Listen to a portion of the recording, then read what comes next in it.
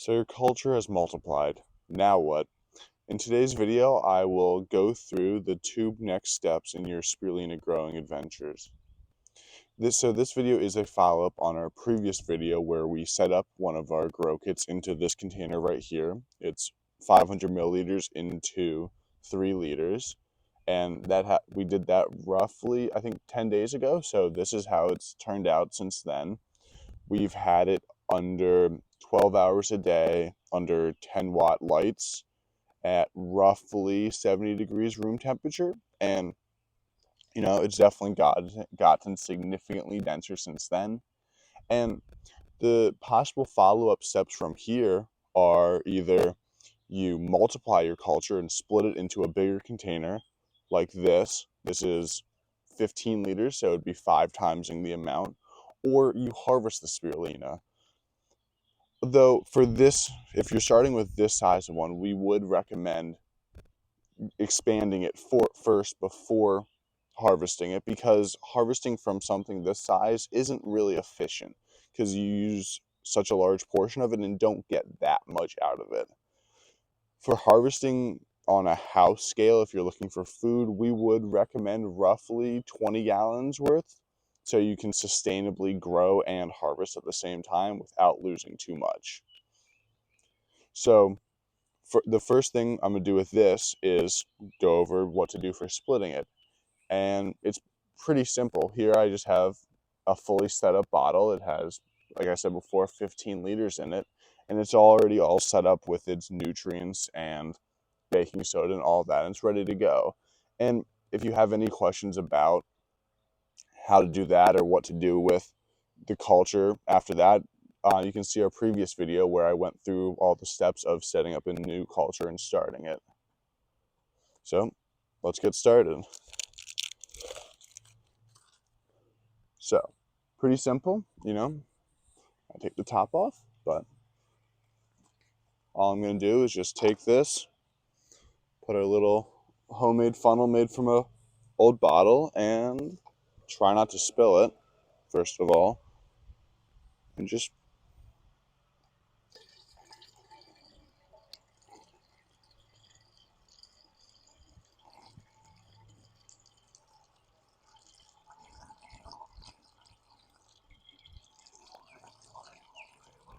pour it all in.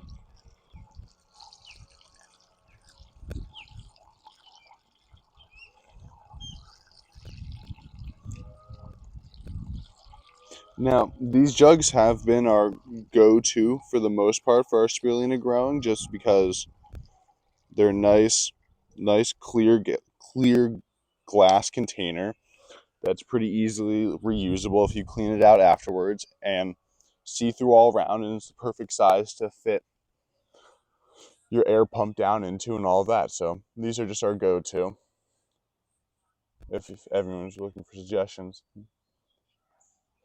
Another option that we have been looking into recently and thinking about trying has been fish tanks, because similar concept, big glass, just clear, and haven't made any cultures in a fish tank yet, but we are planning on starting a new one soon, so we'll keep you guys updated on that. Now, the next possible option for what to do with your spirulina is to harvest it. And you may be wondering, John, you just used that culture you had. How are you going to harvest it? Don't worry, we have more. So, to harvest your spirulina, it's pretty simple.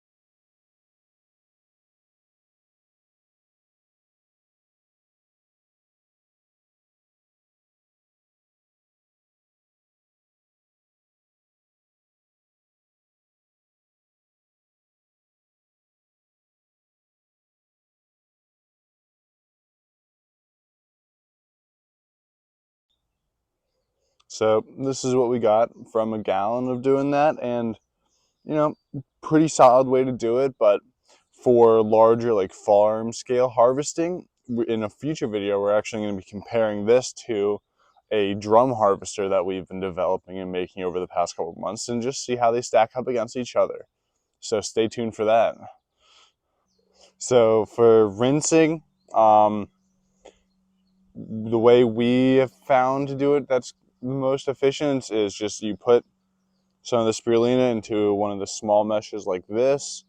And because you want to rinse it, because it does, if you try to eat it straight after harvesting, it will not taste very good, because it still has all those nutrients from growing and like all the stuff to raise the salinity and the pH of it. So it's just not, doesn't taste good.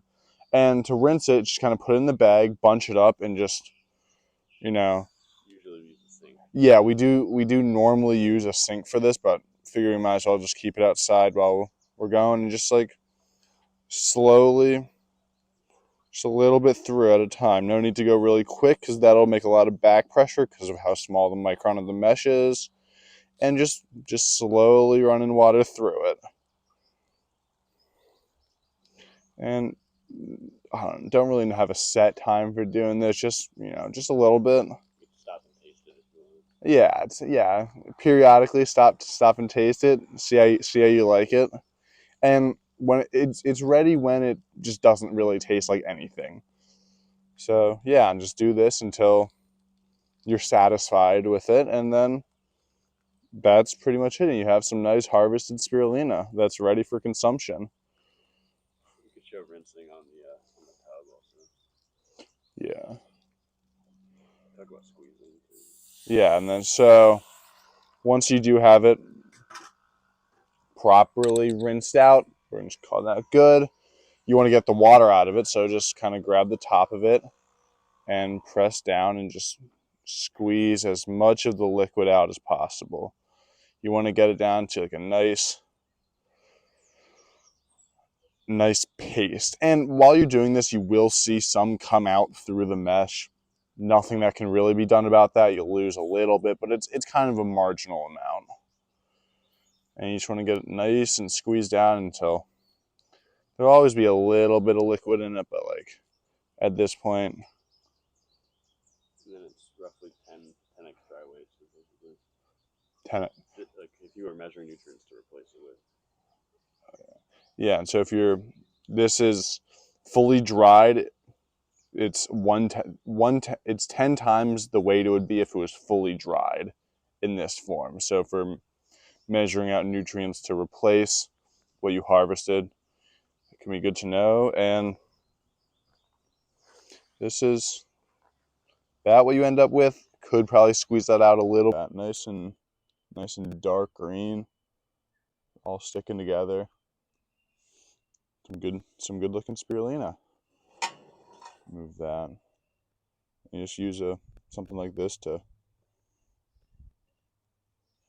scrape the mesh off. Half a gallon? That's amazing.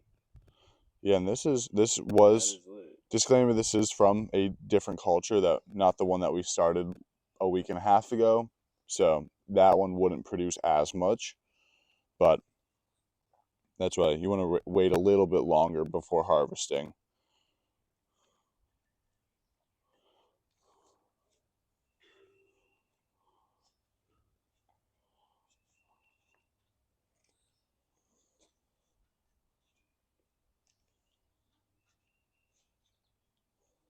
And yeah, so that's enough for breakfast tomorrow. That is enough for breakfast tomorrow. Yeah, this will get eaten pretty rapidly by us. We just add it into, normally mixing with cereal or yogurt. Just throw it, something like a tablespoon a day is the recommended amount. Just throw it in, eat it with whatever, and it tastes pretty good. Well, actually, it doesn't have that much flavor, so it just turns whatever you put it in green. So. And you want to make sure you store it in the fridge.